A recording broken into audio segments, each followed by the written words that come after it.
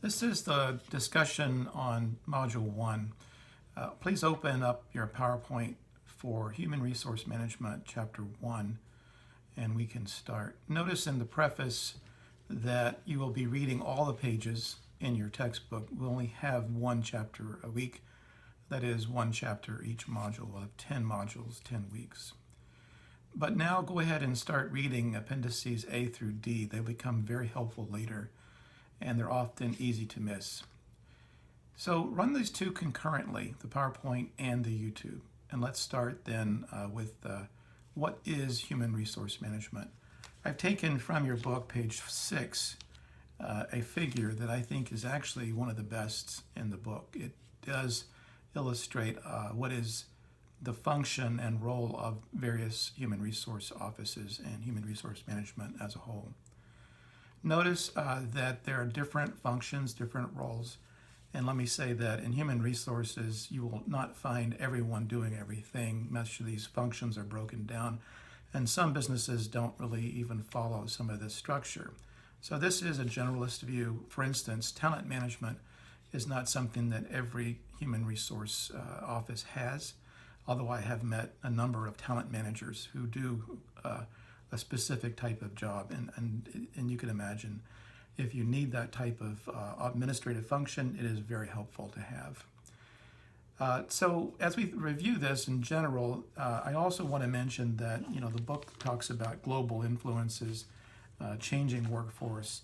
Not every aspect of the book is going to apply to your business and to your human resource needs. However, one that will apply is the discussion on ethics. Unfortunately, I wish this area was much more in detail. The book does not give you a great deal of information or any real discussion for us to have. So I bring together for you my view of ethics in the business world, and I refer to it as kitchen table ethics. It's those places in our home where we have the most honest discussions. It's the place where we all sit down as equals and respect each other as individuals. And in that regard, the discussions that happen at the kitchen table are often the real discussions, the frank discussions, the ones that deal with honesty and ultimately improve the family's integrity. And it's those types of honest discussions and very respectful discussions that I think people should bring to the office. In other words, take your kitchen table and what goes on in that environment, in that context, to the office. Treat others in the workforce with that type of individual respect and honesty, and so that your business can grow its own integrity. There's more to be said, but this course is, again, a generalist view, an overview for human resource management. I do want to mention, again, I'm trying to use a number of the the figures from your book to make the transition here smooth. And you can find the next one on page 14. I think, again, this one discusses a very nice flow of where human resources fits in the overall scheme of the business. Not every business is going to include human resources at a vice president level or a management level, a senior management level. It is a new field, and many businesses that have been around still operate as if the human resource management were just the clerks, the payroll people, and other types of account management.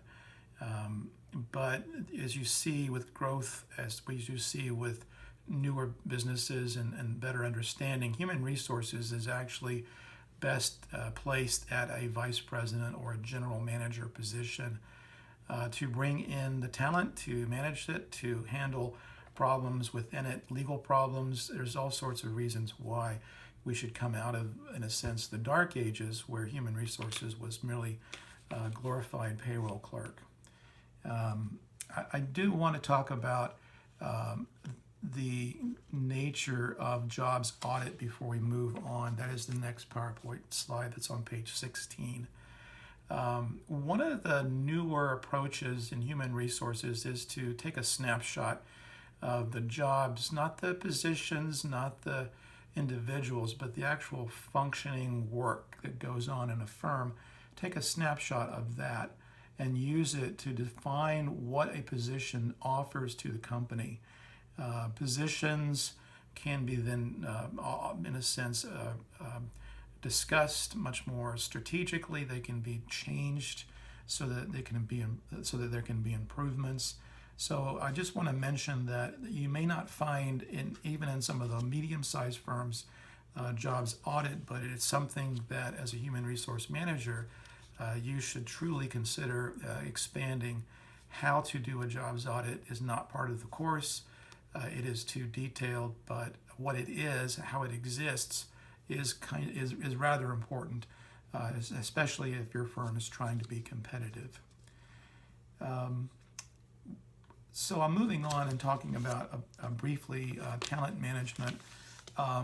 Again, as I said, not every firm watches its talent and then manages it.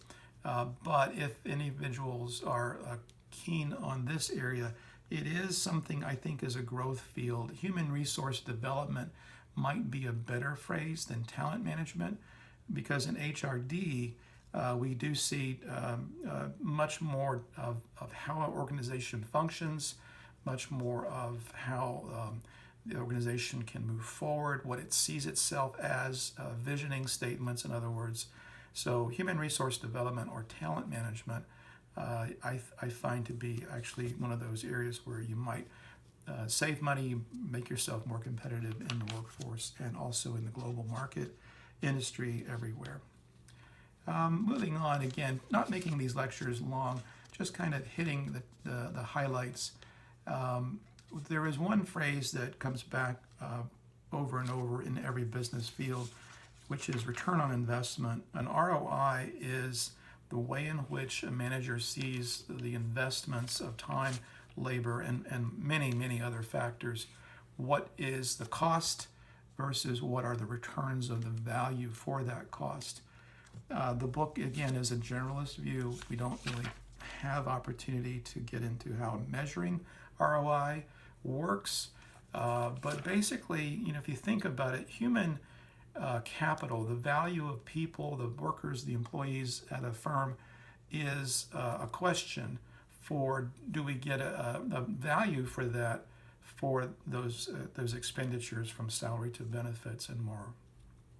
So what happens in HR is basically a number of areas for compliance, how benefits works, keeping up with immigration, I-9 forms.